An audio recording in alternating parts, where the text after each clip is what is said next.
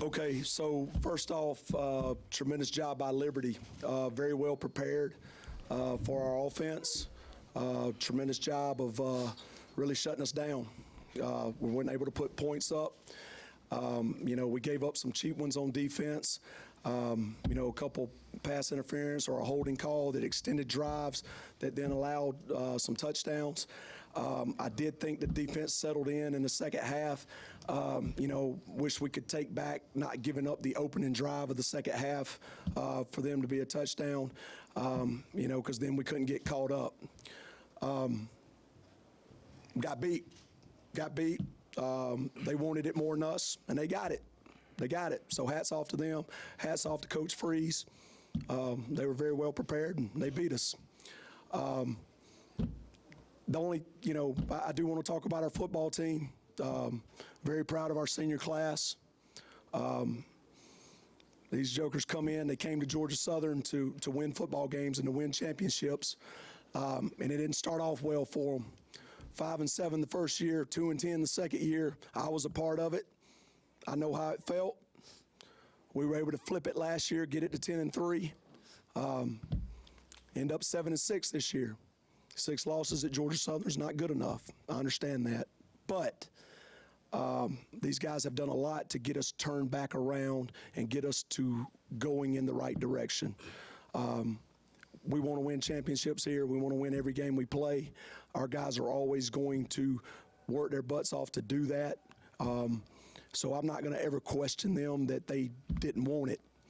But we got to take a look in the mirror, players, coaches, staff, and figure out what we can do better to put ourselves in position to win more football games. But good things are happening at Georgia Southern. The Georgia Southern man is something that's really growing. We got a lot of great character kids in there, and they will prevail even when losses happen. Losses will not define us. Wins will not define us. I'll open it up to questions. Hey, Coach, can you just talk about why Don Rutledge didn't play tonight? CBS was reporting, I guess, that he was ineligible. Is that true? What am I allowed to say? All right, so Donald Rutledge, grad transfer. There's other stipulations for graduates to be eligible for a bowl game. It's not the normal undergraduate stuff. Has to have a 3.0. In his grad school stuff, fell right below it. He was really close. He worked his butt off all year. He just, ended up a couple B's and a C or something like that. And I know I can't really talk about grades, but, he worked hard in the classroom, just wasn't able to get that 3.0 mark that the NCAA requires as a grad school guy. Coach, what was the message to the team after the game? I heard you kind of tell them to look up at the scoreboard and to remember this.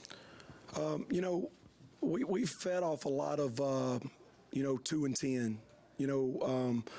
Lots of times when we get in team meeting settings, we like to talk about how it felt to be 2-10. And because I don't ever want that hurt to go away because then you get complacent. This is the first bowl game Georgia Southern's ever lost. And I wanted them to look at the scoreboard. I wanted them to look at Liberty celebrating.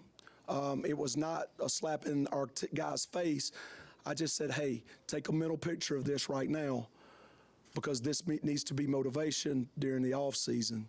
So it wasn't anything to make them feel bad. It was just more motivation. We've got a great picture at Ark State game where we came up that short. Great picture. And ball sitting right there. There's the down marker. We're that short. And winning football games is about these things, the little things. And so the offseason is going to be about that, doing the little things right and understanding that we don't want to feel this way. But again, we lost a football game tonight. We hurt, we're upset, we're mad, I know, but we lost a football game. We got to move on. Coach, how are you feeling about where your offense is right now? Did you want it? Yes. I felt really good coming into the game because I really felt like we had kind of hit our stride, winning 6 out of our last eight games. you know, we were putting up points, we were putting up yards. Tonight, just didn't have it. So I'm not upset at our offense. I do think we could have played a lot better. I think we could have executed a lot better. But again, you know, I gotta give Liberty credit. They got prepared for us and basically shut us down. But I think Coach DeBest does a tremendous job with our offense, and I think our players are bought into what we do on offense. And we just got to go back to work. Couple more. So last season, you know, y'all brought all this energy into this season, bringing the whole good to great motivation. What are y'all going to bring in from this season to next season for that motivation? We will still be good to great. A lot of people get it twisted. They think it's about the wins and losses. Good to great's not that. Now, good to great leads to wins, no question. But it's about doing the little things right. It's about that small margin of error. You know, knowing that we could have been this much better than we are. That's what good to great is. So we're not changing anything. It's about what's important now. It's about going from good to great. And it's about all the little details that we got to make sure that we take care of and we stay focused on. I know this is after a loss, a tough loss, but I wanted to ask the team picture yesterday. You left a spot for Jordan Wiggins, and I know his memory and everything is something you guys have carried this season. How important was it for you to do that this week? I've got to credit Brian Johnston. He had that idea, and when he told me, I was like, man, perfect. You know, when you have a loss on your football team of a guy's life, a guy made a permanent decision for things that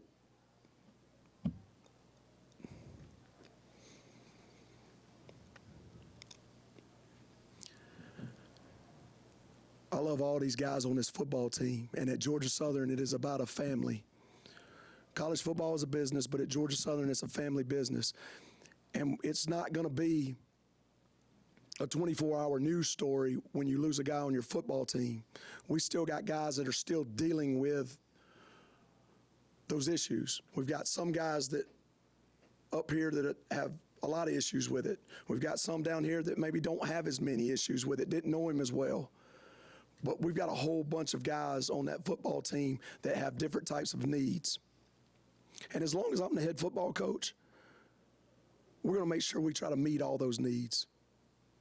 I've told a long time ago, you know, wins and losses are not going to define me. It's about an audience of one to me.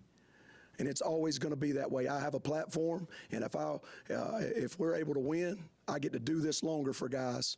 If we lose, I don't get to do it as long. But I guarantee you, I'm going to put their best interest in mind. I love these guys, man. They've been through so much. And for us to be able to honor Jordan like that in a picture, his memory will never be forgotten. Coach, I know that coming into this game, you kind of spoke about, you remembered the kind of energy that your team had when you came into your first bowl game. How did you feel that from Liberty, knowing that they were coming in, it was their first time being in this situation? You know, just like in 2015 when we went to the GoDaddy Bowl, you know, our guys were hungry, had a chip on their shoulder, was going to do anything to win. It was the MAC champions, I believe, Bowling Green, you know, maybe undefeated. I'm not sure. I know they had a great record.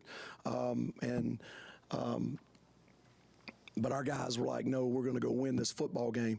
And I'm sure Liberty was the exact same way. And our guys knew that. Our guys knew that they were going to get – at Georgia Southern, we get everybody's best shot each and every week. And we just got to understand that. We didn't play our best tonight. We didn't. But I can't take away from Liberty. Liberty was prepared. They wanted it more. They won the football game. And then, Coach, can you wrap it up with just a thought on how this bowl week was, how it was like to play a game here at Explorer, their first college football game here at Explorer Stadium, how the atmosphere was here? Yep. Did you have something for? Okay. All right, so first off, I want to thank everybody that was responsible for this bowl game. Alan Gooch, I mean, man, first-class trip. Our guys really enjoyed it. I mean, I don't know how to put my finger on it because they played when it was time to play. They worked when it was time to work. They enjoyed the bowl experience like they should have, and I would never take that away from them. But what a first-class operation. to our host, Sharon, George. I mean, man, what great people. And they really, put us in a situation to have a lot of fun and really enjoy a bowl game. So, again, thank you to Eagle Nation for coming out. Wow, what a crowd. And we felt that energy, and we're sorry that we weren't able to give them that victory. But I can't say enough about the bowl. First-class operation, and, definitely would love to be back someday. 3 drives in the second half reached the red zone. You were held to field goals all 3 times, twice after interceptions. How crucial were those moments where you're not able to punctuate takeaways with touchdowns to try to chip away more at the deficit? A difference in the game. I mean, and we talked about it all week. You go look at Liberty's stats, really good red zone defense. Really good red zone defense. We can't win kicking field goals. I love Tyler Bass. He does a tremendous job for us, great football player for us. But we got to score more points than field goals. So we've got to, in this offseason, we got to figure out how to be better in the red zone. But again, hats off to Liberty. That was one of their strengths, and we wasn't able to capitalize on the turnovers. Great job by our defense getting us in position, but wasn't able to put it in the end zone. Thanks, Coach, on a great year. Thank y'all for being here. Appreciate y'all.